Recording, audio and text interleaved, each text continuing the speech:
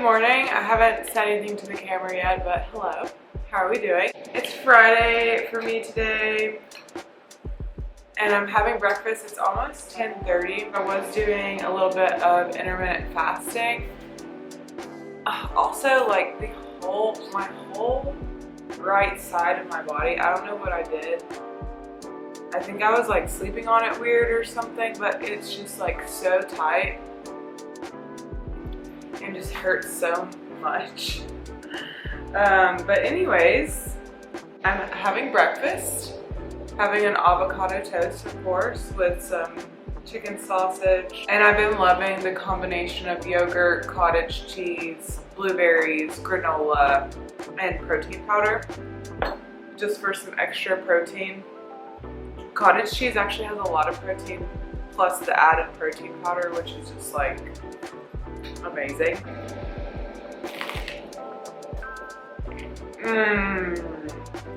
This is on a gluten-free sourdough.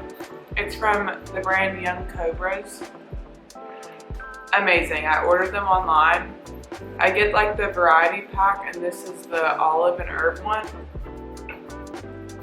It's so good. I think I'm just gonna take you with me throughout my day today. I'll show you what I'm eating, things that I'm doing. I did want to learn some more about hormone balance, so maybe I'll share what I'm learning with that today. I want to be more knowledgeable when it comes to like women's hormones and balancing them and like what to eat. So I want to be able to like help other people with that and obviously share with you guys what I've learned.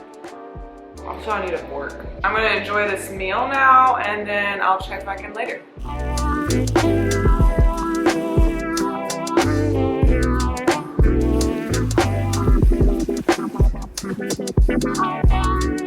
Okay, I'm having my matcha. I'm using this brand, which was given to me, and I like it so far. I think I talked about it in a previous video, but I want to share some supplements I'm taking. It's not anything major, but sometimes I get asked about supplements. I'm not doing anything crazy these days with my supplements. The first thing is B12. So also I did do my blood work, and so I know that I'm deficient in some of these things, otherwise I wouldn't be just taking them. So keep that in mind. But B12, because I have been low in B12, so I'm still taking that. Taking my digestive enzymes whenever I need them. Also, I love this brand. It is kind of expensive, but I do really trust that brand. Great. And then I obviously take magnesium.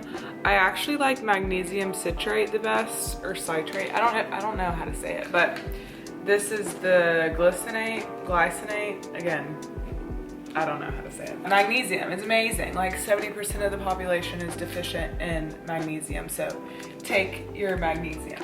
I'm also taking this thyroid supplement. Apparently my thyroid levels are high. I need to like go back and double check what she said about my thyroid levels, but I'm just like trusting her and whatever she recommends. I do see a functional medicine doctor. So she recommended this, and I got it off of Full Script. So I've been taking that every day for a while. Ashwagandha, love ashwagandha. This is the powdered form, which it is disgusting.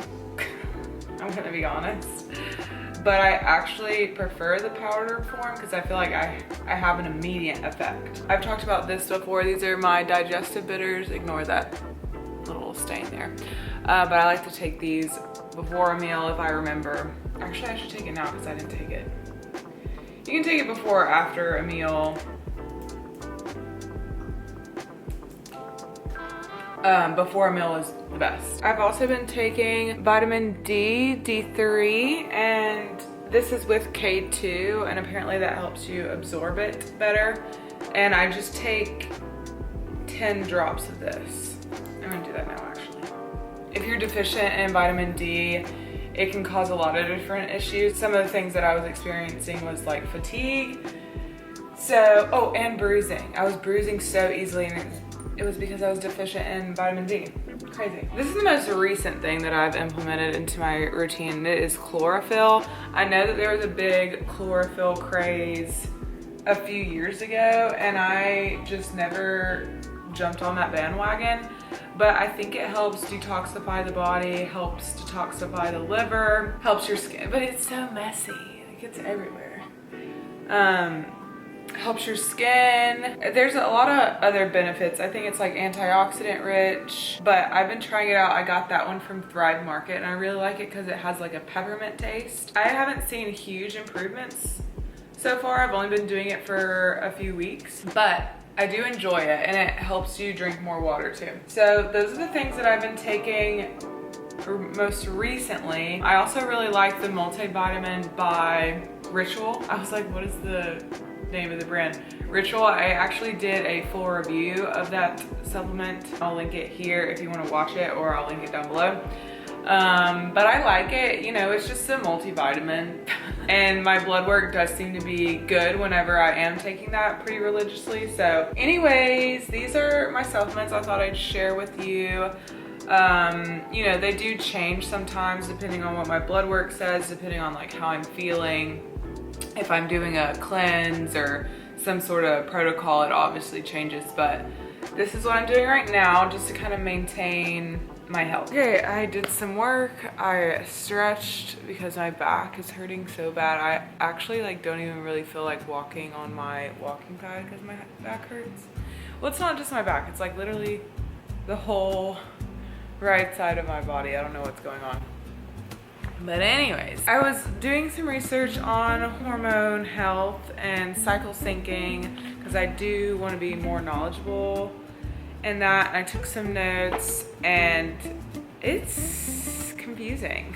I also have this book called In the Flow. Yeah, In the Flow. And I'm just gonna go over what it says about the 4 phases and just kind of like briefly talk to you about them and just share what I'm learning. Okay, so there's 4 phases. There's the follicular phase, ovulatory phase, luteal phase, and menstrual phase. The follicular phase, I guess it's the first phase after you menstruate. So your hormone levels are beginning to rise, you're building estrogen. As far as food goes, kimchi, sauerkraut, plenty of veggies like string beans, zucchini, carrots, lean protein, like chicken, trout, sprouted beans and seeds, nutrient-dense, energy-sustaining grains like oats. And this also says like depending on what foods you're eating, this kind of sets the stage for your ovulation. And so it's also really good to have foods that have beneficial bacteria, so like your fermented foods during this phase. Okay, the next phase is ovulatory. So this is when you ovulate. This is when your progesterone, I think your progesterone is high. I also read that once you ovulate, your estrogen goes down and your progesterone goes up.